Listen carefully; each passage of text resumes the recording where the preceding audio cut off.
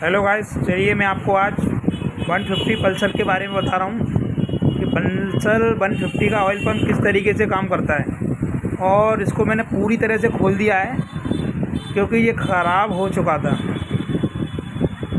तो क्या है कि इसको मुझे रिपेयर करने का मेरी इच्छा थी, इसको रिपेयर करूँ एक बार, ये रिपेयर होता है या नहीं होता। और पता नहीं ये रिपेयर होने के बाद काम करेगा भी कि नहीं करेगा। तो एक बार मैं इसमें कोशिश करके देख रहा हूँ ये काम करता है कि नहीं करता, क्योंकि ऑयल पंप मुझे लगता है ख़राब नहीं होता। इसके अंदर ख़राब होने वाली ऐसी कोई चीज़ नहीं दिखी मुझे जो कि ख़राब हो सकती है। सिर्फ मुझे क्या लगा है कि इसके अंदर जो चलता है ऑयल फेंकने वाली जो बॉडी है, इसके अंदर डस्ट आ गई थी। डस्ट क्या आ गई थी? क्लिच प्लेट का जो बुरादा है ना, वो आ गया था।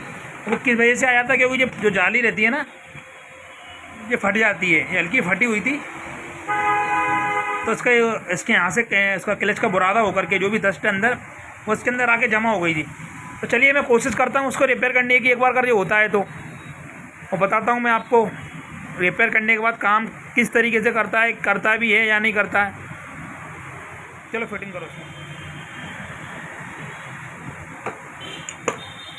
अगर काम कर जाए तो बहुत बढ़िया है, क्योंकि ऑयल पंप बदलने की समस्या ख़त्म हो जाएगी। क्योंकि 300-400 के आसपास ऑयल पंप हमेशा लेना पड़ता है और 400 रुपये के आसपास आता है। तो कई कस्टमरों को ऐसा लगता है कि नहीं, किसी का बजट है भी, किसी का बजट नहीं भी है। तो मेरी कोशिश यही रहेगी कि ऑयल पंप रिपेयर कर सकूं मैं, नए डालने की समस्या ख़त्म हो जाए। कि ऑयल पंप मुझे लगता है ख़राब नहीं होता होगा, यहाँ तक वहाँ तक मेरी कोशिश यही, ऑयल पंप नहीं ख़राब होता होगा। ये किस तरीके से काम कर रहा है देखिए।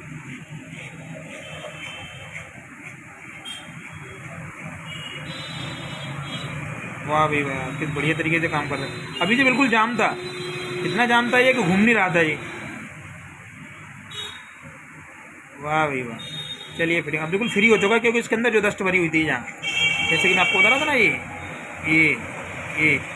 यहाँ ये क्लिच प्लेट का जो रेशा बुरादा जो आ जाता है, क्लिच प्लेट ख़राब हो जाती है, उसका रेशा बुरादा इसमें भर जाता है, तो ये काम करना बंद कर देता है। चलो करो फिटिंग इसको। और आगे इसको अपने को टेस्टिंग भी करनी है अभी, ये किस तरीके से काम करता है।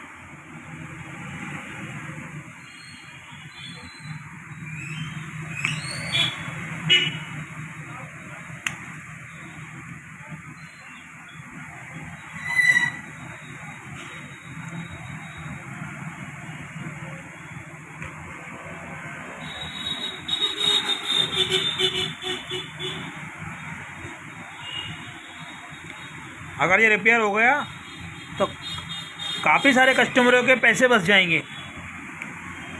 और मैं यहाँ तक कोशिश यही करूँगा कि ऑयल पंप सही हो जाए जी, कि मुझे किसी गाड़ी में ऑयल पंप बदलना ना पड़े। अगर इसका पल्सर का ऑयल पंप रिपेयर होगा तो मैं किसी और गाड़ी का भी कोशिश करूँगा सही करने की, क्योंकि मैं भी ऑयल पंप उठा के बदल देता हूँ, चेक नहीं करता। इस बार मैंने कोशिश करके देखी एक बार। हाँ, क्या बात है, बिल्कुल फ्री हो चुका है भाई, मज़ा आ गया, बिल्कुल फ्री हो गया। लगाई से दोनों बोल्ट लगाइए आप, ये तो दोनों बोल्ट जो रखे हुए हैं।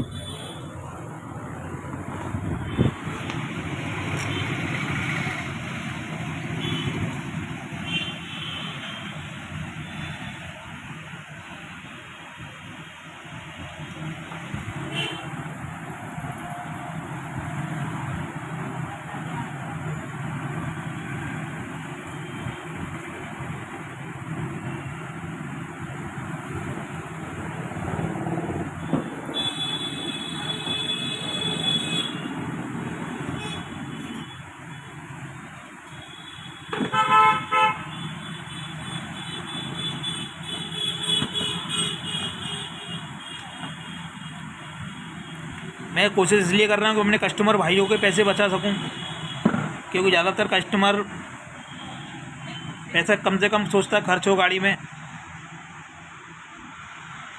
तो अगर ये ऑयल पंप अगर सही हो गया तो कस्टमर भाई का पैसा ज़रूर बचेगा। चलिए अपन इसको चेक करते हैं। अब इसकी जाली और लगा लीजिएगा जी।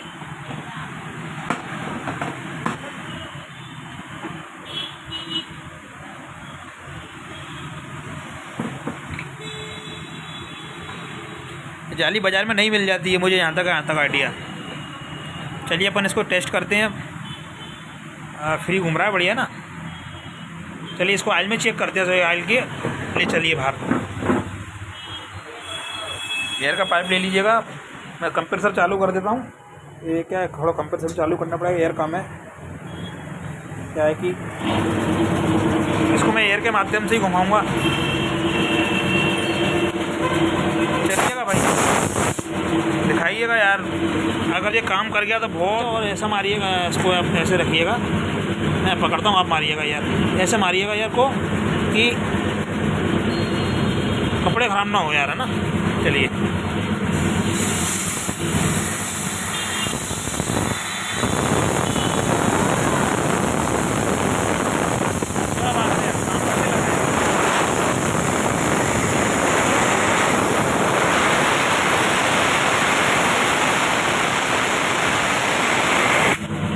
काम तो अच्छा कर रहा है।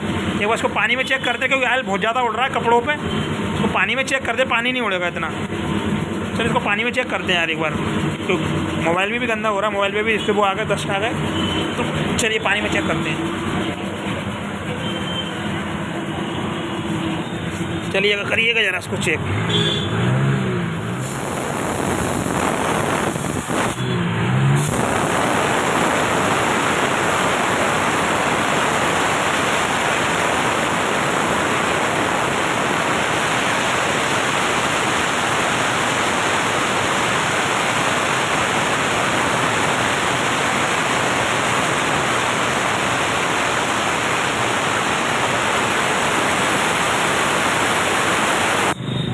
बंद हो गया, चालू करना।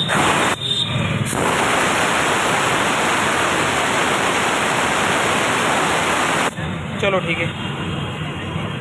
देखिए गाइस, मैंने ऑयल पंप को रिपेयर करके नहीं उसको तैयार कर दिया है मैंने। अब मेरी तरफ से कोशिश ये रहेगी कि मैं कम से कम ऑयल पंप बदलूँ, तो ऑयल पंप सही करने का तरीका मुझे लग रहा है कि काम कर गया है। ठीक है, फिर मिलते हैं आप किसी अगली वीडियो में।